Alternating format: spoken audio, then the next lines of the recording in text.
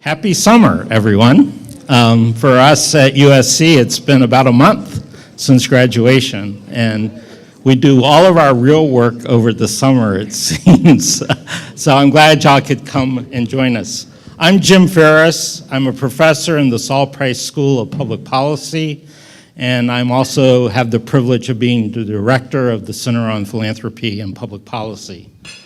On behalf of the Center's Board of Advisors, I'm delighted that you were all able to join us today for this conversation on philanthropy and community change.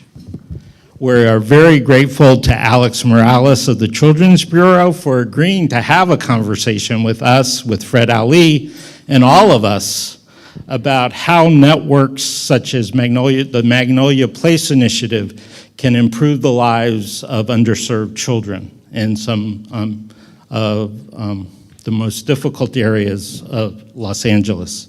And so I think you're going to find it to be both enlightening and inspirational, because I'm still learning about it myself, so I always like that when we can learn from these conversations. Before we get started, please, y'all can go ahead and start eating. We're not going to let Fred and Alex eat, but everybody else gets to.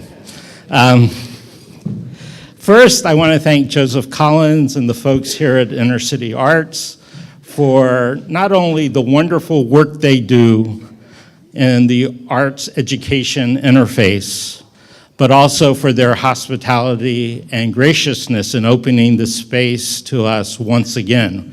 We were here in the fall when we talked about foster care with Andrew Bridge, and we're delighted to be back. Second, I want to thank the Center's Board of Advisors for their guidance and counsel and encouragement. And we have several of our board members here. I don't want to miss anybody. Fred Ali, who chairs the board, Jack Knott, who's the dean of the Saul Price School of Public Policy, Esther Wachtel, Margot O'Connell, Michael Ruane, Jeff Hoffman. I don't think I missed anyone. I got everybody, great. And I also want to acknowledge that we have one of our trustees from USC here today, Monica Lozano. So Monica, welcome. She also serves on the Weingart Foundation Board. And lastly, in terms of the thanks, I want to acknowledge our philanthropic partners. Their financial support, intellectual encouragement, feedback is sort of instrumental in the success and accomplishments of the center. And without them, all of this wouldn't be possible. Many of y'all are here today, support the center, and there's a long list in your program that do as well. So I want to thank them as well. Just a little bit about the conversation series. This is the end of the second year of this new series. The center's 13 years old, and many of you have been to forums like we had in January, or our Distinguished Speaker Series, which are those large luncheons usually on the west side with very prominent national folks, Peter and Jennifer Buffett or Sally Osberg. What we heard from folks was that, well, these are wonderful events, but we would like something a little bit more intimate where we could actually have a conversation, hence the conversation series. And just this year, this is our third one. We've talked about how to reform foster care. We've talked about higher education, and we've also talked about arts and the humanities. So it's an opportunity to bring together a wide spectrum of the philanthropic community together with an expert to dig deeper into particular issues. And today we're going to talk about how networks can be used to catalyze change and improve the lives of children and youth. One of the things we observed at the forum was the great interest in sort of understanding how philanthropy can use networks to foster collaboration and improve outcomes. And we couldn't think of a better example in which to explore that than the Magnolia Place initiative. And that's why we're going to ask Fred and Alex to start the conversation about that effort, and then we'll have time for questions and answers, or Q&A from the audience.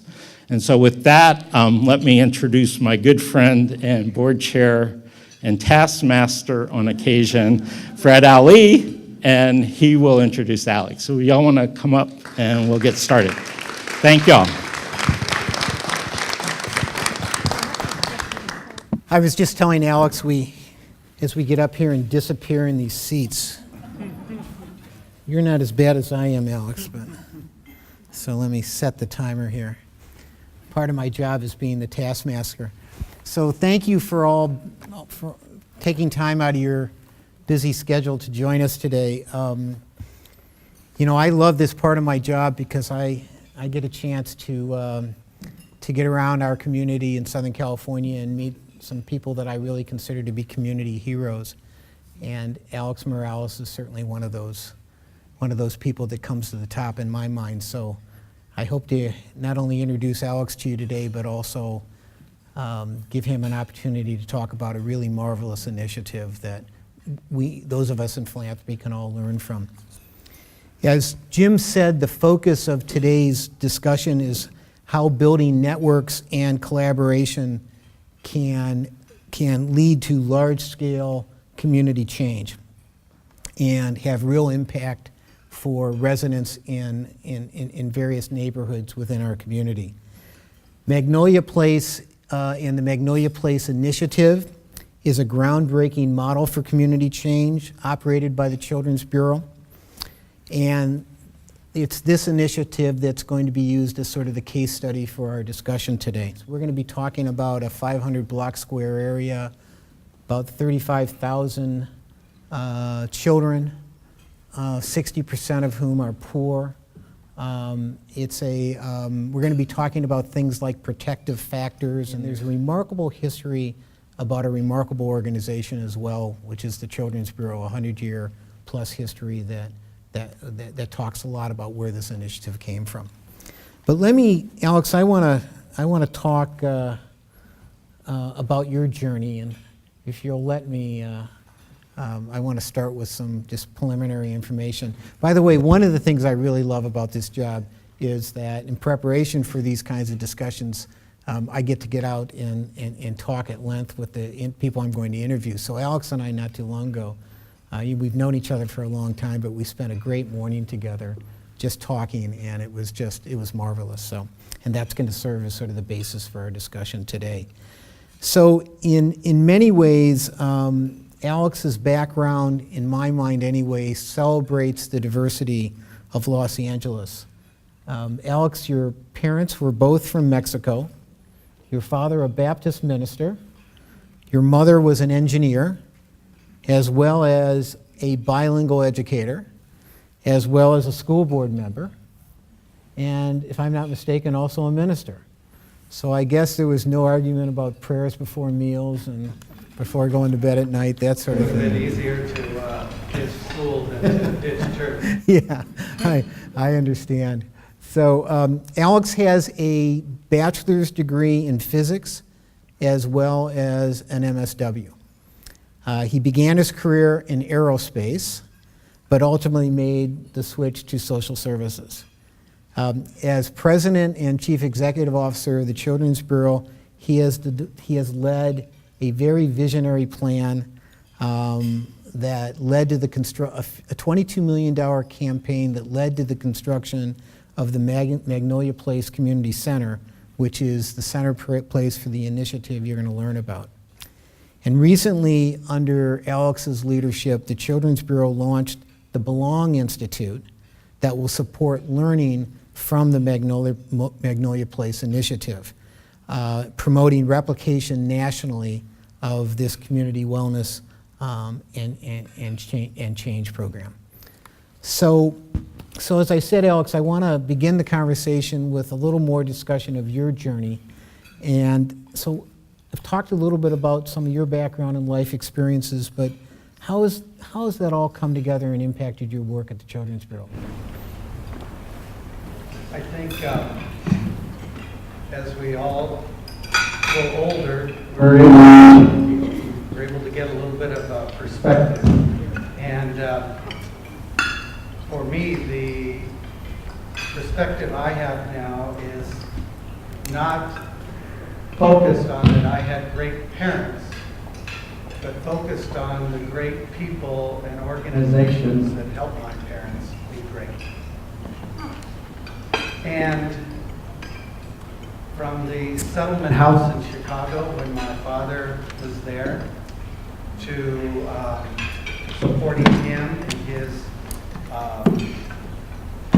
getting into a new country and a new community, to his ultimate conversion from Catholicism to Protestantism, and the people who supported him in the faith community, and the people who loaned my parents money so they could buy their first home, to the babysitter I had who cared for me while my parents worked, to the person who tutored me in math because I struggled in that subject, and I'm glad I mastered it so I could get through the physics program. But all of this is to say that I think everyone here, when they reflect on how did they get here and how are they successful, they will realize the presence of what I call now the protective factors of relationships and information and encouragement that helps people be successful. So, Alex, when we got together, we talked about the fact that you are considered an expert in child abuse matters.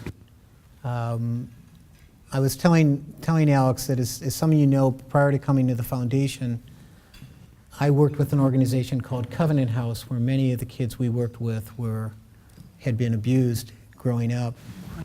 And you know, when you work with kids like this, it really impacts the way you approach your work in the future, the way you approach your life. And Alex, I know as we talked, you, I know Alex, when we talked, you indicated that your experience in this area has really impacted the way you approach your work. Could you talk a little bit about that as well? When you have to do something that is very difficult in life, but important, and you know you can't give up, I think you have to search for your story or the story that you've heard from others. And for me, I was a counselor, and that's been my career.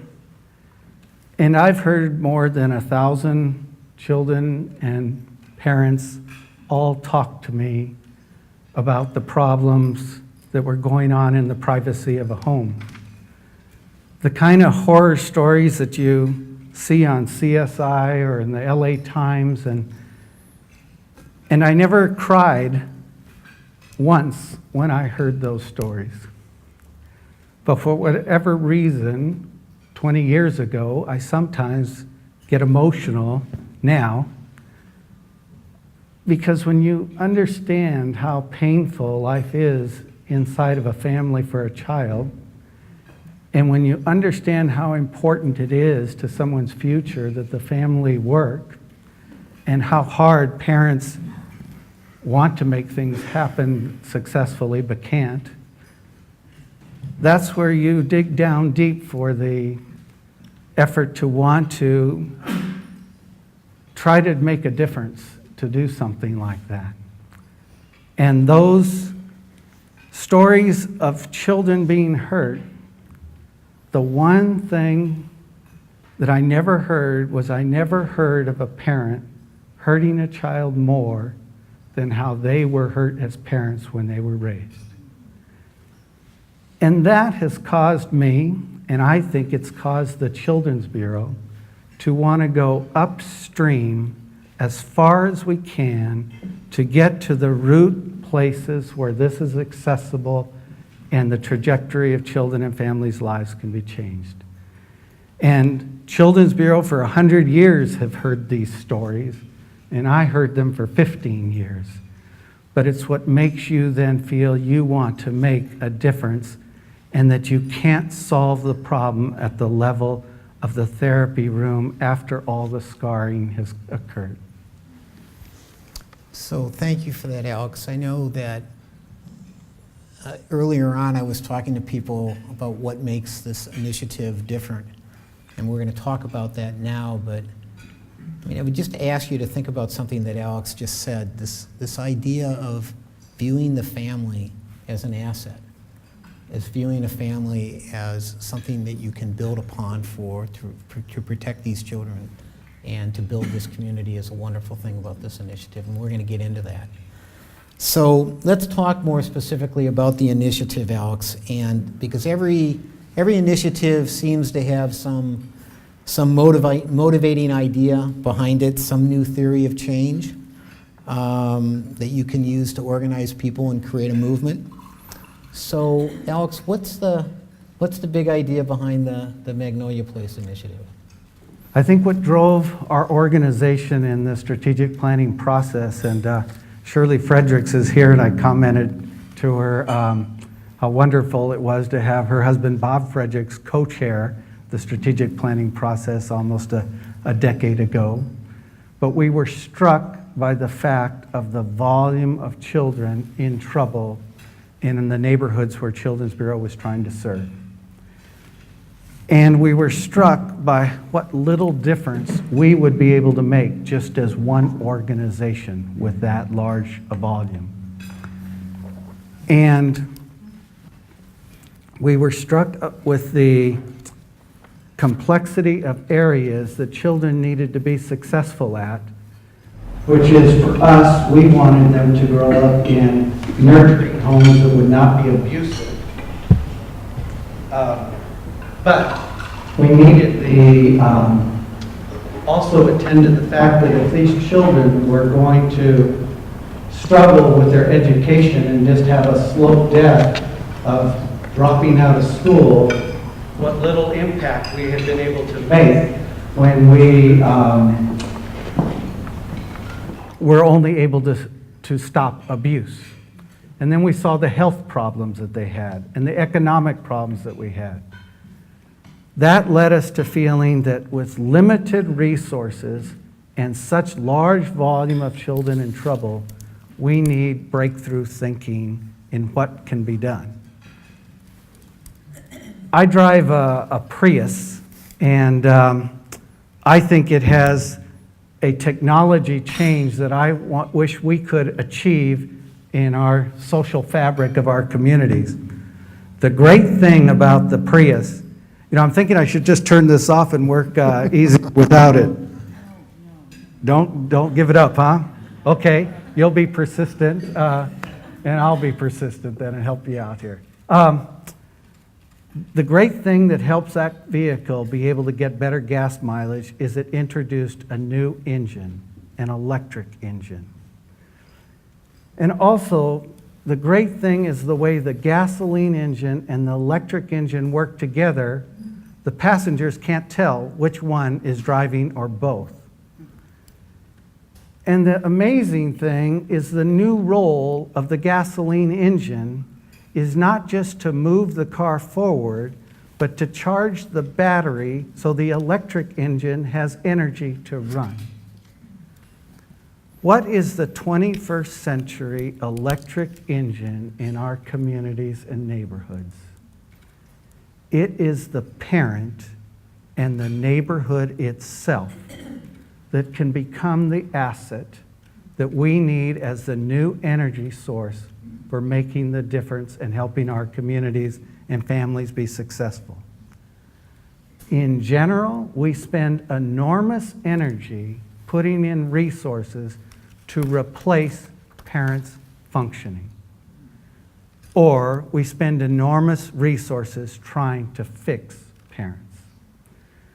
But using the battery that can then support parents in being successful in not only teaching a person to fish strategy, but teaching that person to teach another person to fish strategy, and having that be the parent, the same parent who I talked to in 1,000 families who didn't want to start off their life mistreating their child, who wanted the same hope and dream as every grandparent and parent has.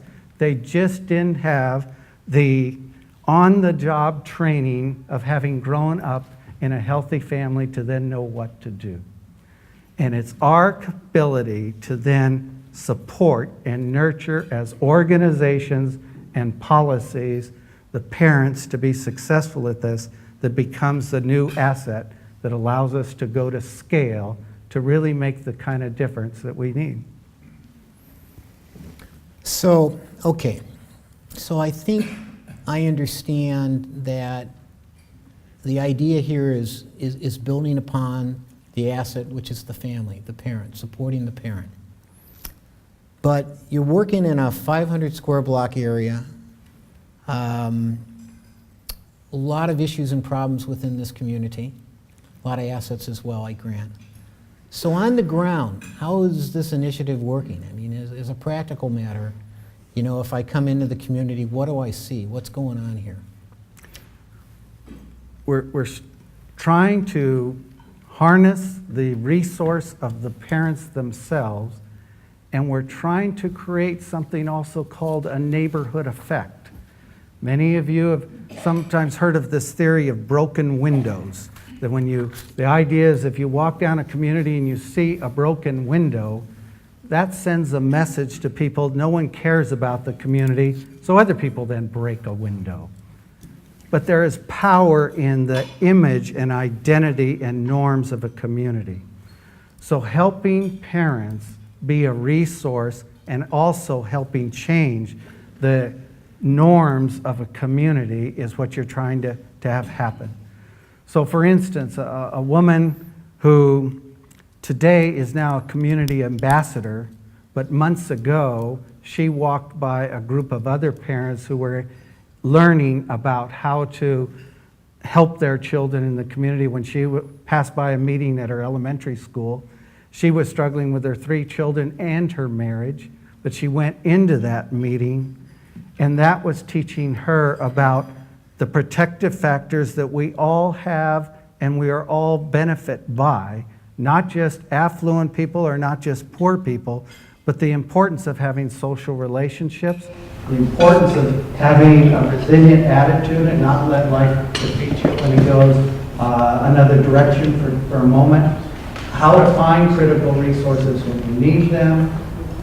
With that help, she was able to improve her marriage, she was able to improve her parenting skill, and now she teaches those same classes to other families in the community.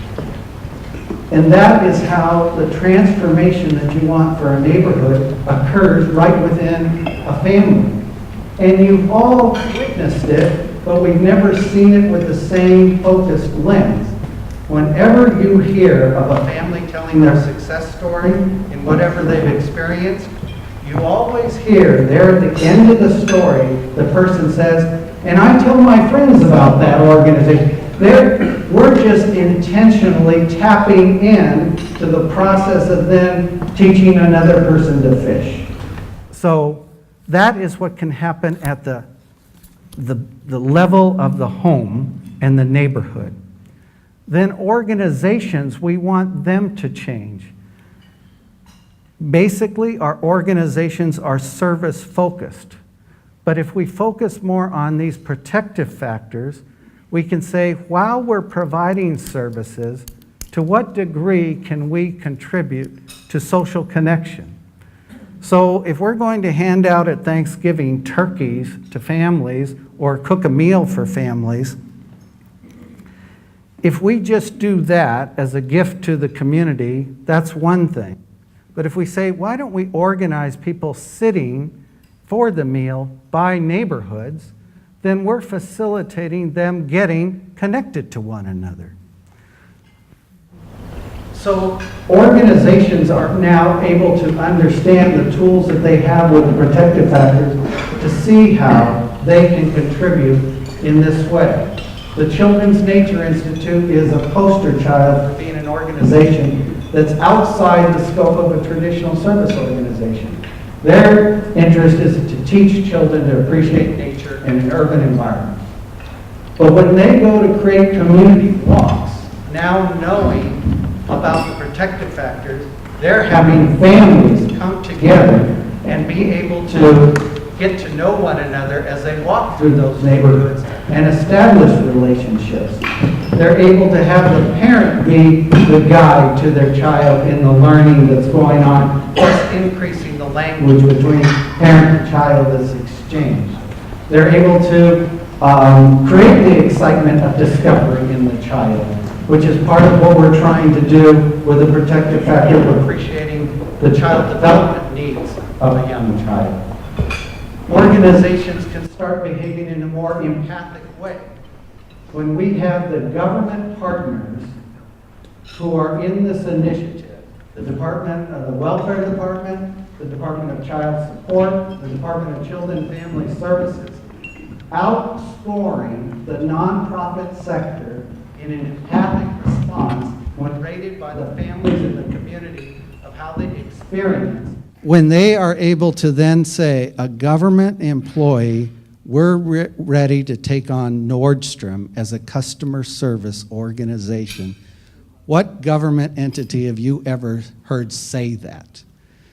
Learning how to communicate empathy and teaching parents about it as they parent their children, as they care more than about their community and neighborhood, is part of the strategy that happened. Creating policy shifts in which we now have 75 organizations that are now in contact with 90% of the family. What business would not like to say we have 90% reach into the customers that we want to connect with? Our challenge now is not outreach, our challenge is in-reach. The capacity now, if you touch any one of the 75 partners, how well can you get connected to the other 74? So the county now is creating a web-based system with 211. This is a demonstration effort that can go county-wide in that it will support the 75 partners better being able to make referrals when that's needed. The organizations have created care pathways so that when there are specific problems that need the gasoline engine of our society, when there are developmental problems, depression in parents, then there's more serious isolation, then we can put in more heavy lifting from partner organizations. But these are new behaviors that we want all of our partners, including our banking partners, to be able to say to someone, you know, we're part of a group, and if there's any concern about how a child's doing in school, let me know so I can connect you with others that are part of our network. Those are new behaviors that we are trying to create within our group. So I think those are examples at the home level, the organization level, and the policy level that need to be accomplished to make this kind of change. So Alex, I've also heard you say, when we talked, you said that this is not a service strategy. This is different from other initiatives. What do you mean by that? It's not a service strategy. If I ask you, how did you get here?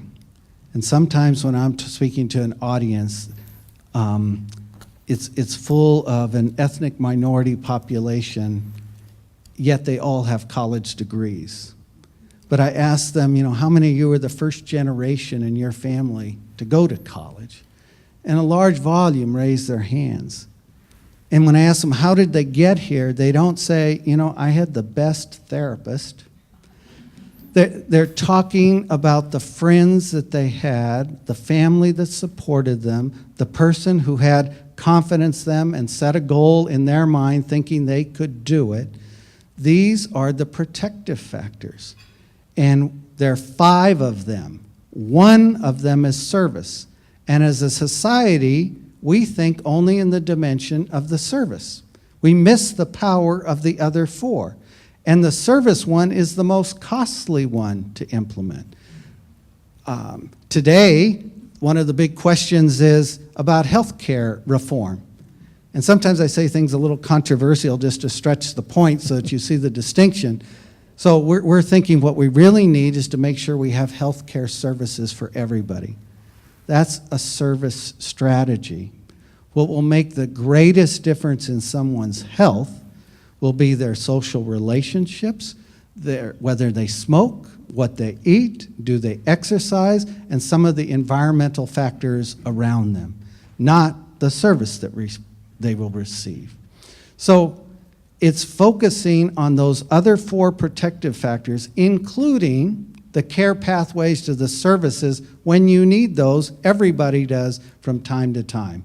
I had a son with dyslexia. I needed the psychologist to do that. But what we also, my wife and I, really needed was the friends around us who understood when we became worried about his future and felt had we done something wrong by waiting too long to have him assessed. That's what made the difference to save us. And from our faith community, helping us hold in there, hoping for the best, but feeling that this is not God's punishment. God's with us in trying to move forward in this way. So I want to move on and talk a little bit about how you're measuring progress in the initiative. But before I do, I want to make sure that if someone has a question that we can take now about how this is actually operating on the ground, or yes.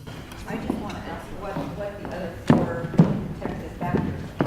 Now, they should be on that story card with the tree on it, and on the back it identifies the protective factors. The tree.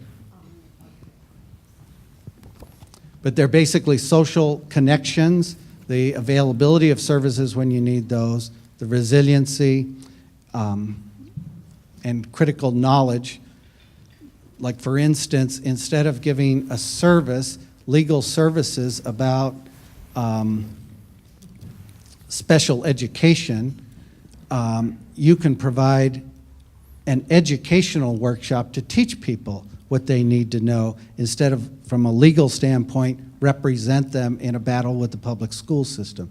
So it's activating the other 4 areas. And helping the parents recognize that they essentially are the protective factors embodied within themselves for their family and for their neighbors. I'd Ken? like to ask Yeah. a question. I've read a lot about the Harlem Children's Zone, and I'm very, very impressed by what you're doing, but I'd love to know how you perceive the differences between Magnolia Place and the Harlem Children's Zone. You know, I think to the public like yourselves,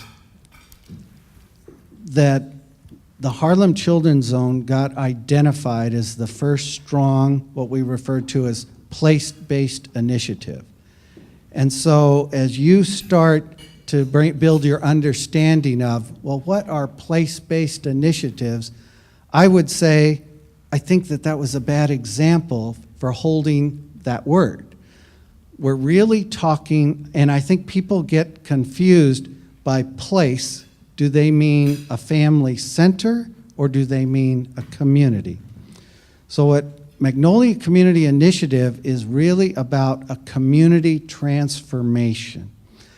What the Harlem Children's Zone primarily is, I think it got thrown off by sharing that, well, it was going to involve 100 blocks, which made people think of community, but it really primarily is a wonderful set of charter schools that are connected so that children can be educationally successful as they move from their preschool and out the other end of high school and into college. And it's involving a very deep commitment on the part of the school institution and its teachers to do whatever it takes to help those children learn, and to have the children receive education extended hours on Saturdays during summer, So it's an intensive educational intervention using teachers.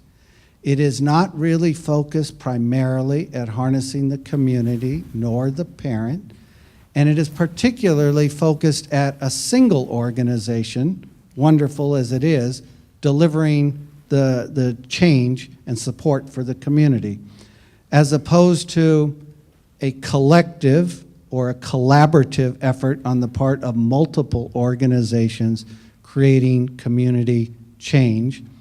And in our effort, what is very unique is the fact that it is comprehensive or holistic. We see 4 interrelated pillars that you have to have all of them in place for a family and neighborhoods to be strengthened. You have to have the education, the health, the parenting, and the economic pillar holding it up.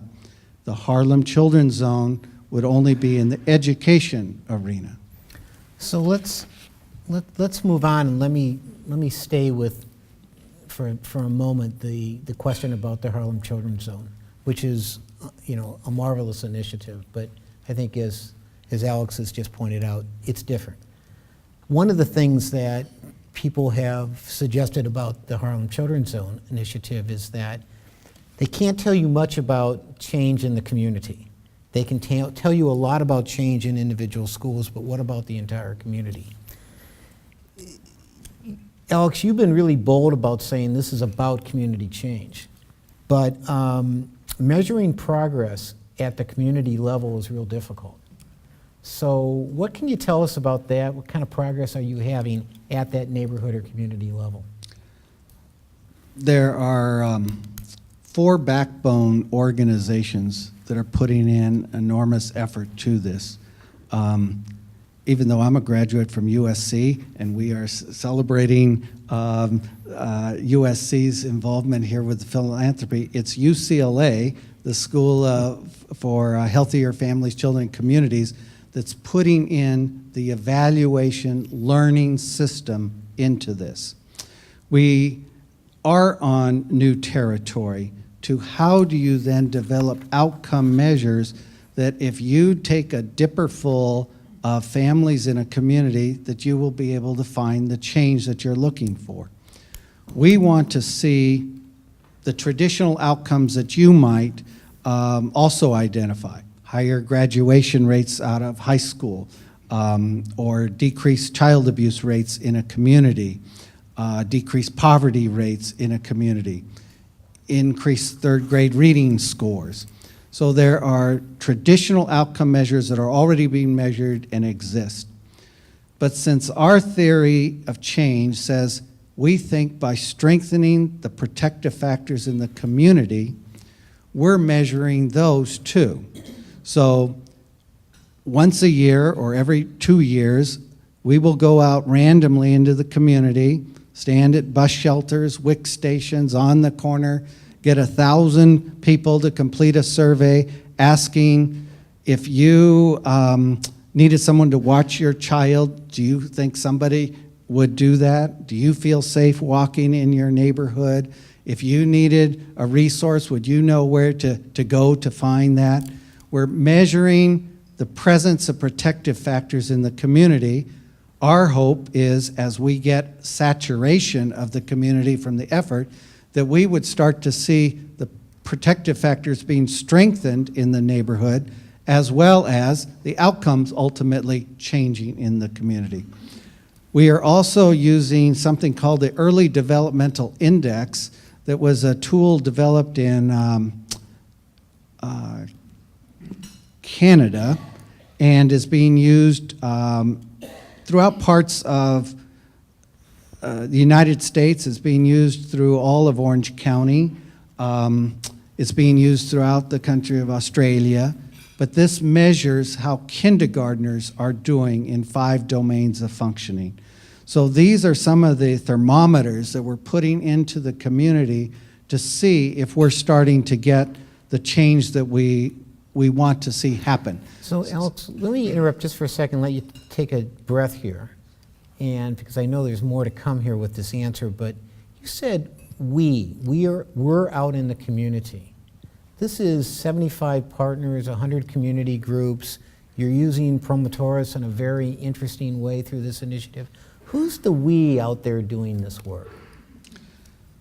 The initiative needs a core infrastructure of people to go out in the community, to be messengers, representatives, if you will, trying to recruit volunteer ambassadors. These same folks are going out in the community, taking surveys of the community. They are conducting forums in the community so that the community can be brought into awareness of how the community is doing. The Children's Bureau raises donations that help then pay for this infrastructure, but these people are typically residents from the community who are now employed, and there are 4 of them who are then going out and doing this variety of work to help reach the community and bring in existing organizations into the fold of what's happening. Okay. So from the survey work you're doing, from the measurement you've started, what are you learning about the success or the challenges related to the initiative? Let me add one more piece that I think is so important, is this is a learning network. So we are trying to recognize the fact that we are not just in a cookie cutter way replicating an evidence-based model. We're trying to discover what does it take to get parents to read more to their children. And we did an example where we asked parents about this and they were saying, sure, they were reading, but then we're looking at the developmental scores and they're not moving. And then we asked the parents and we said, well, they said, well, we put down we were reading because we knew you thought that was important and we're told that it's reading, so we didn't want to say that we weren't doing it. So we're finding what data means and what it means to people and how we can improve our actions. So we go through these constant plan, do, study acts where we then sometimes tell ourselves, what can we do by next Tuesday that we can then evaluate, improve on that, and take another step to repeat or change that. So a lot of what we do are these learning cycles of subgroups of organizations of the 75 partners are working on different components to then learn the impact of how that is working. We are also doing that higher level measurement every year or two to see if those outcome measures will move. They haven't at this point. I don't think we quite expect it to happen yet because of the saturation. You really have a community of 100,000 people and 35,000 children in that. We are trying to take a targeted area of 10 blocks instead of 500 blocks to see, can we pick up more movement within that smaller geographical area. And we're hoping that in the next year and a half to see movement in that area in 2 particular ways. One, that people are not isolated and more socially connected, and 2, that they are reading more with their young children. Mm-hmm. Good, good. So Dorothy, did you have a follow-up on that? Yeah, Alex, I don't know if you want to talk about with the 75 organizations, there really is a structure of the way they come together and work, and you've done a lot of thinking and refining, and maybe people would be interested or maybe not, but if you want to comment on that. I think everything about the initiative is looking through the telescope through the other lens. This is a voluntary network. Most networks are brought together using money, which is passed through a lead organization, gluing together subcontractors, and gluing together some people who will be part of the network providing in-kind services but not be reimbursed for. This network is more of what I would refer to as a wiki network. organizations voluntarily coming together, following the theory of change, trying to align what they're doing.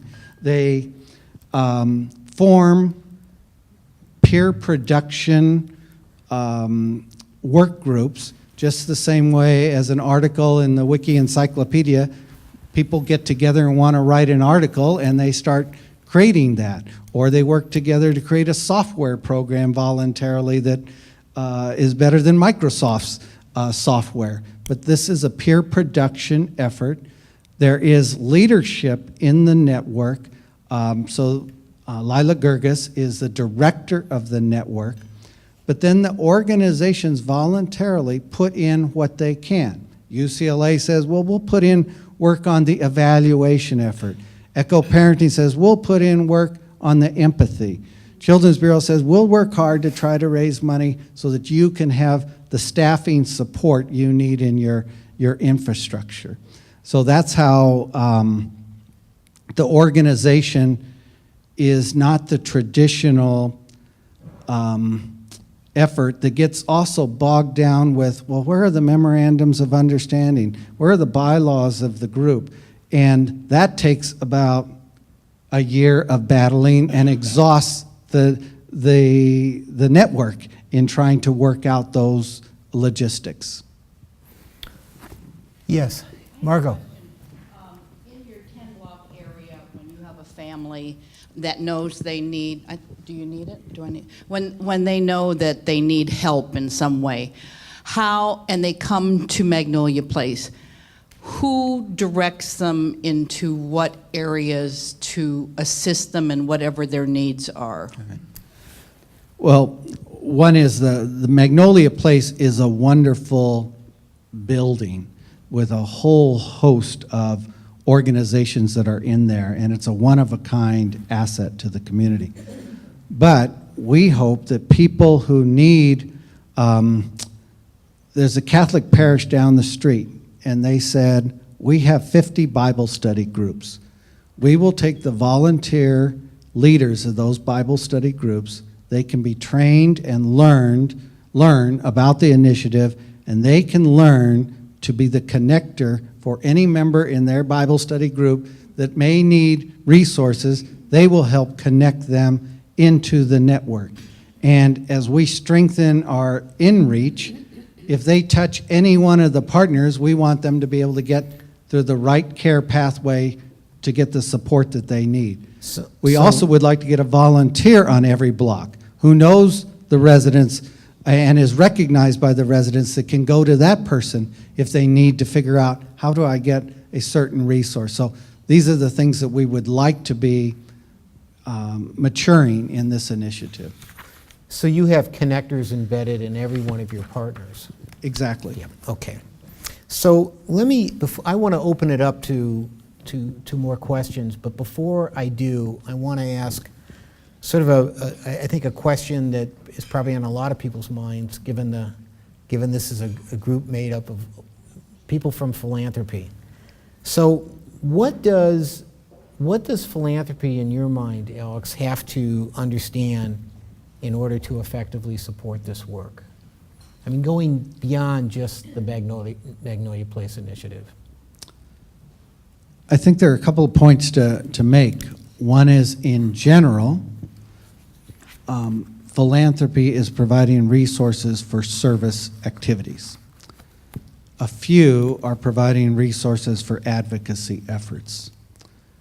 But this kind of creation of community change is very new for philanthropy, and I think philanthropy is trying to figure out, well, what is the difference? I've heard of Harlem Children's Zone, I've heard of Strive, I've heard Casey Family Programs promoting communities of hope, the California Endowment and building healthy communities. I've heard of Best Start, and you're trying to get a sense of how do these differ, and now we hear about the Magnolia Community Initiative. So recognizing that this kind of community transformation strategy is a new animal, but why it is so important we help that be successful by going upstream from the way our traditional solutions work. There is just no way that there is enough resources in the philanthropic sector or government sector. Plus, when you intervene late, such as a public school, when you say, what do we need to do about children not succeeding, people will focus on the public school. And they will say, well, we need more teachers, reduce classroom size, deal with the unions, better testing. And I say, by age 3, they're already 6 months behind. So we fall into these service strategies and miss this other important. So recognizing that, encouraging philanthropy to start thinking about replicability and scalability. So if government and philanthropy get together and say, we're going to give $30 million to this effort for 5 years. Okay, but what's going to happen after that 5 years? And what's going to happen to the other neighborhoods? So we have to think about that as philanthropy is the only entity that contributes to the development of new strategies. And this is a new 21st century evolution of what I mentioned to you started a long time when my father went to a settlement house that helped him when he was a young child. But this is a 21st century learning on that, not just more of a settlement house. So learning about the worthiness of doing this, trying to understand the distinctions of these different models, thinking about replication, and then thinking about the power of money to help and to create problems. We have organized a voluntary network, for better or for worse. We did it because we said, if we try to build it around money, there'll be no way to replicate it and scale it. We're trying to build something that can be replicable and scalable. And there's just something about encouraging people to come to a meeting around the table when you put your pot of gold out on top of the table. It doesn't bring the best out in us.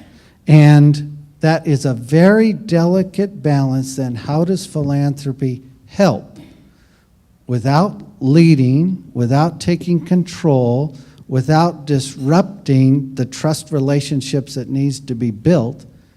Philanthropy needs to recognize that these are some challenges to think about how to participate in this. And I think there are a lot of efforts going on in the United States where there is learning. People can see, oh, I see what didn't wrong. Every time something doesn't work out, that's a lesson. So thank goodness we have all those lessons versus, well, there was a failure. And to be careful not to judge these failures as saying, well, I guess these community ideas don't work. No, that strategy was contaminated with something, and the next time we build it, we'll try to do that a little different. So let me turn to the audience now and ask if people have additional questions for Alex. Yes. So the question is about how receptive parents are given other responsibilities, busy schedules within parenting. How receptive are parents to the work of the initiative? Did I get that right? Yeah. For sure, those stresses on people's energy and time is present. But the idea that I mentioned earlier in my counseling work, families have the same hopes and dreams as everybody, and to join forces with others trying to make an improvement is something they welcome and want to be part of. But it does have those hurdles, as you say, that will be on them for transportation and time and availability for that. But there's something ironic about what our services do. Services are very important, but in the process of helping somebody, you somewhat disempower them and take something away from them. And this other type of model that doesn't go to a community and say, we're here to help, what would you like us to do? But says, we're here as an organization wanting to see the children be successful in this community just like you are. What can we all do together? Then that brings out a whole nother dimension in someone's thinking. If you ask them and say, you know, I have $1 million, how would you like me to spend it? Oh, they'll come up with ideas. But if you say, I don't have $1 million, but we do want your children to be successful, and look what's going to happen if we don't work together. So they're willing to put in the energy. I think they do get caught up sometimes in the politics of initiatives and collaborations. And, you know, I'm sharing with you a little bit about how our volunteer network seems to help through that. And I think Children's Bureau, we consider ourselves the founding spark, and we consider ourselves one of 4 backbone organizations. We are not the directors, owners of it. And I learned some time ago that almost anything can be accomplished if ego doesn't get in the way. And Children's Bureau is very good at having learned that. And I think you need that to help facilitate the kind of co-creation that needs to exist between neighbors and organizations to make things successful for their children. And they beam with pride when they contribute. We have a program that parents come to it kind of like you would think a Mommy and Me program, except it's for fathers and other caregivers. But we say to be part of the program, you have to be willing, because we can't help others, to be sharing it with others. And then a subset of people who will come through this experience for a year will actually start their own play and learn groups in the community. And then you hear these people talk about how they felt so inadequate, but to come through and feel they were a great parent, and then to come through and feel they had something to share with somebody else. I mean, just picture that emotional cycle versus, please sit there while I, as the expert, run a parenting class for 20 weeks and tell you how to be a good parent. You can see the whole difference. So it is very welcomed by the community. Yes, Esther. I'm thinking about sustainability, and do you ask this group of people that are working in the community to develop some kind of organizational structure so that the next generation can become empowered on their own? Help me a little more so I make sure I'm getting the piece. When we ask what part of the community, you're talking about the parents or the organizations? No, not the organizations. The people in the community who have developed these skills, they need to Yes. be able to pass that on to another generation and continue Yes. it for generations to come. Is there some internal organizational structure that you help or that they create, or does it just happen? I don't think that we've articulated it that clearly as what you're saying, to really focus on the next generation of their children following. So I think it's a great idea, but I don't think we've gotten there yet with our thinking of seeing that next step to that. But that would be, certainly their children are very proud of their parents for taking these leadership contribution roles in that. We call this our Belong campaign. We took those protective factors and we worked with an advertising firm that's connected to the board of the Children's Bureau, and they ran focus groups, and you read all those protective factors, and when it came down to the focus groups, the advertising people said they are talking about this from the word belong. So what it means to them to belong to the community or to want to help make a community they would want to belong is what mobilizes this commitment on the part of the parents to work together, and maybe their children witness that and will contribute as they go forward in life and mature. But I think, hence, when Fred mentioned that the Children's Bureau has created something called the Belong Institute, our call out to the rest of the country is, why don't you create a community where people would want to belong, which is a community where kids can be successful in their health and in their education and the kind of parenting they receive, and take that biting edge off of poverty that they experience. So that word's very important. Alex, Esther's question makes me think that, it's another thing that makes this a bit different, because it's not like, this initiative doesn't necessarily, and you correct me if I'm wrong, doesn't necessarily have an end point. It's had a start, but it's not working against the timetable of some master grant that's going to run out in 3 years and then it's all going to go away. You've started a movement that hopefully perpetuates itself over time. Is that correct? Yes, and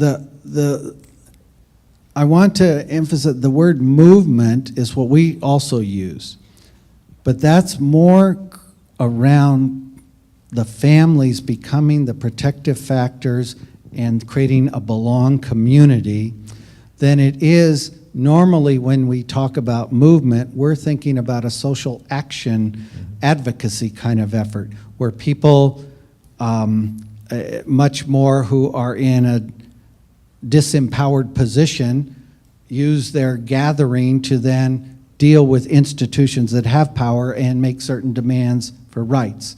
But that isn't the kind of movement that we're talking about, even though some of the partner organizations within the 75, that is their business and that is what they do.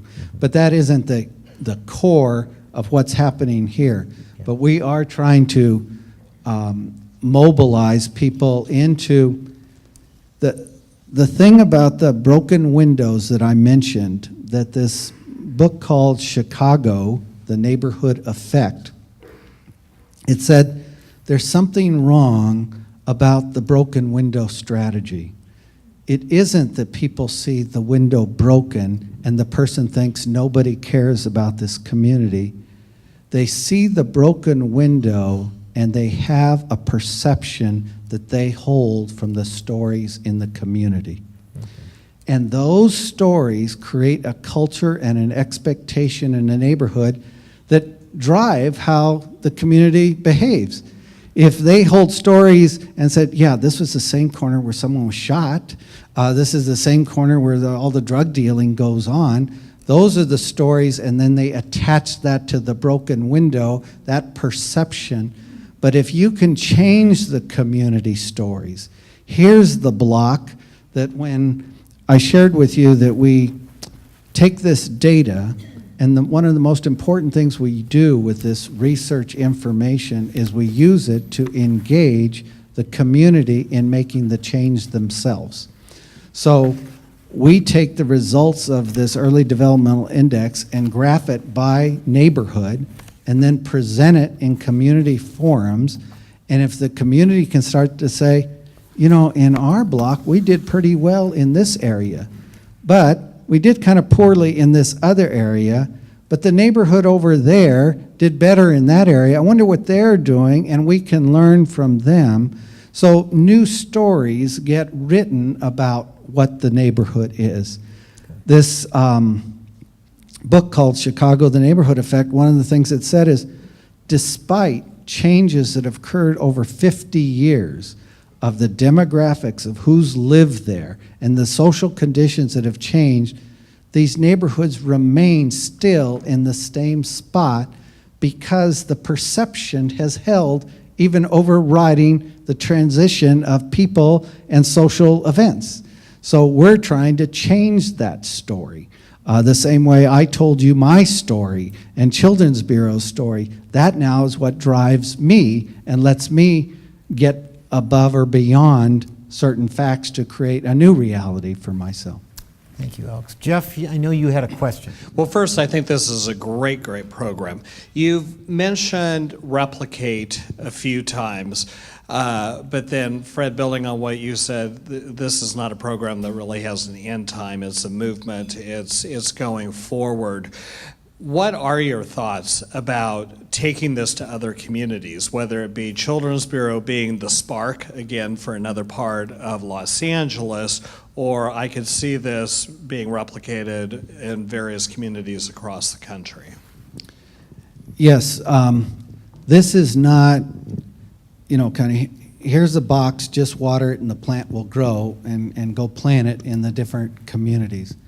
Here is a framework, here's a way of thinking, here's an approach to organizing yourself that you will then put into your community, and the Belong Institute people who will have had experience in doing this can be a resource to another community as it happens. But Children's Bureau is not thinking, oh, well, we'll set up shops in other communities and start this, but more passing this on with support, and it harnesses the unique assets of that community. So here we have USC in our backyard. What a wonderful set of neighborhoods to try to be making change. And we have many departments of USC pouring in help. We have UCLA. This is a highly Catholic community. So those are unique assets to the 12 neighborhoods within our 500 blocks. But somebody else might say that we don't have any of that, but you'll have some other assets. But still, you're looking at the same ultimate idea of a holistic approach, of starting early so that you can make the greatest change in people's lives. It doesn't mean the whole initiative ends with the first 5 years. A collaborative approach, a learning system approach, one that is creating scalable, replicable solutions. If we come up with a solution, yes, we want to improve the children's readings in the 10 blocks. Why don't we send a staff person to each of the homes? It won't take that much. It's only 10 blocks to spend half an hour 3 times a week and take a book with them. That may work, but when you start to get to more blocks, you'll go, how will I do that?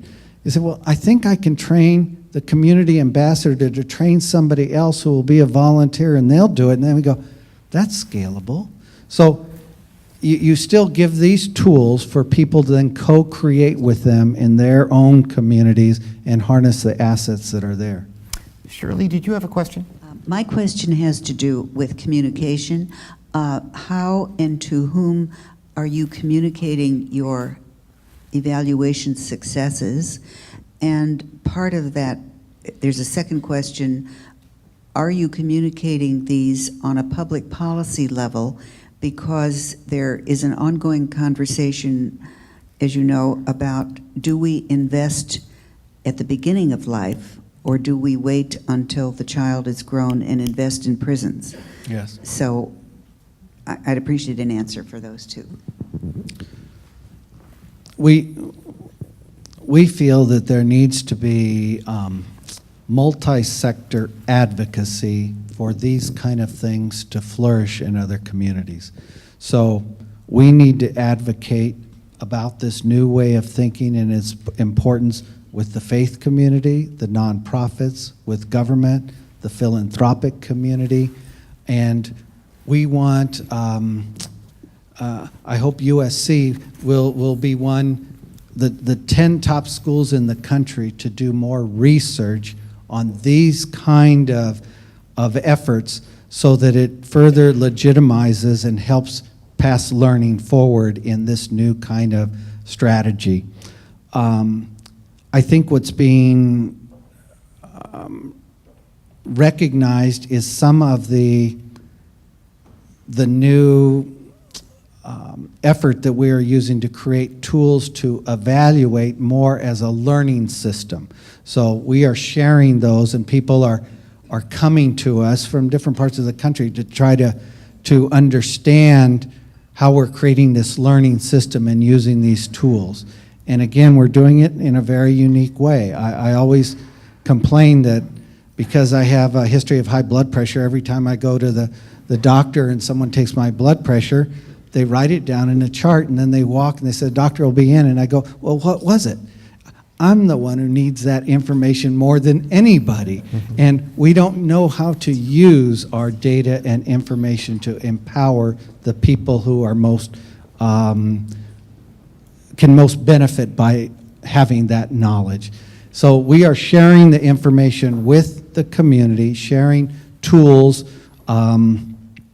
There's some articles that the Casey Family Programs has helped publish about this. So we are trying to get the word out more so that people become aware of some of the products that are developing from the thinking. But there is if some other community wants to try this, they'll run into walls with their philanthropy community, or the service industry will get in the way. So the more we can have it built and be a prototype and say, yeah, we want to do what that Magnolia Community Initiative is doing. Say, yeah, we've heard of that. And that then says, okay, I see what you're trying to do. I think that can help spread this.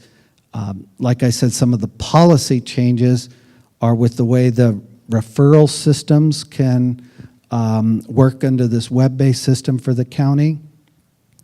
I think we are helping to create new thinking about what place-based or community transformation strategies mean.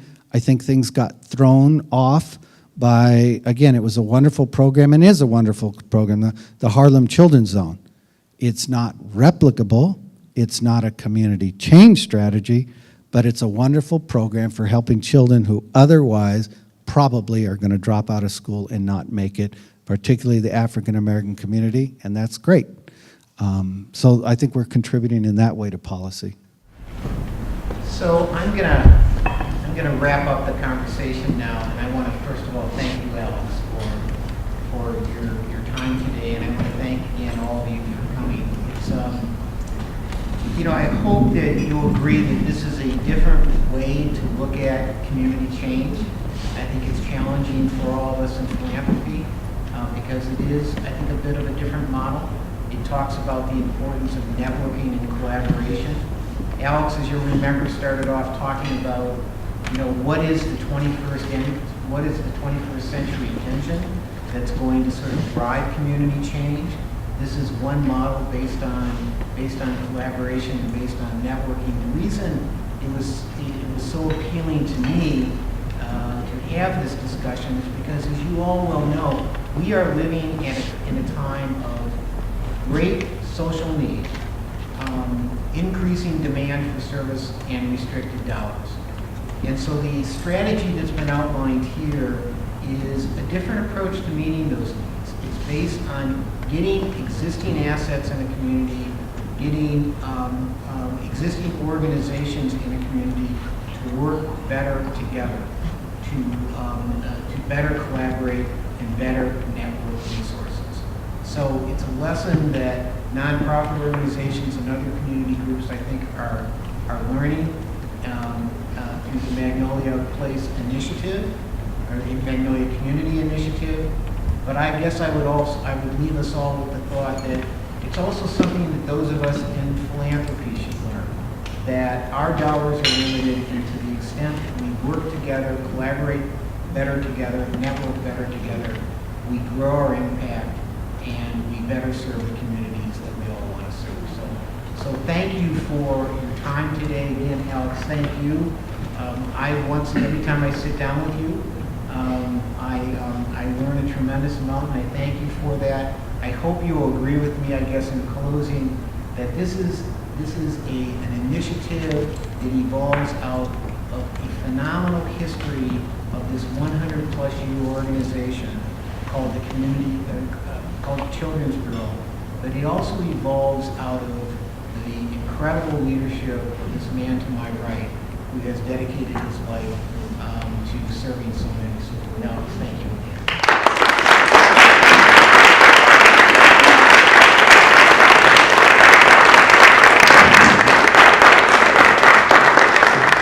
I think it was a couple of years ago, Fred, Sally Osberg joined us, and she told the story of the Skoll Foundation and social entrepreneurship. And all of the examples seem to be worlds away. And what we sort of talked about back then was how many social innovators are right here in our backyards. And Alex is just one of many doing phenomenal work. And so thank you, Alex, for sharing that, Fred, for sort of starting the conversation. And thank you all for coming, and hope to see you in the fall at our next program.